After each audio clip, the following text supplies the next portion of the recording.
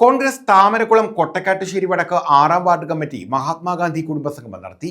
Merit award വിതരണവും സംഘടിപ്പിച്ചു. Congress Thamarakulam 6ാം ward കമ്മിറ്റിയാണ് മഹാത്മാഗാന്ധി കുടുംബസംഗമം സംഘടിപ്പിച്ചത്. മെറിറ്റ് അവാർഡ് വിതരണവും ഇതോടൊപ്പം നടത്തി. വാർഡിലെ മൺമറഞ്ഞ കോൺഗ്രസ് നേതാക്കളുടെ കുടുംബങ്ങളെ ആദരിച്ചു. KPCC general secretary advocate KP Sreekumar ഉദ്ഘാടനം നിർവഹിച്ചു. N കുമാരദാസ് അധ്യക്ഷത വഹിച്ചു. മുൻ മുഖ്യമന്ത്രി ഉമ്മൻചാണ്ടിയുടെ ഭാര്യ മറിയാമ്മ ഉമ്മൻ മുഖ്യപ്രഭാഷണവും അവാർഡ് വിതരണവും നടത്തി.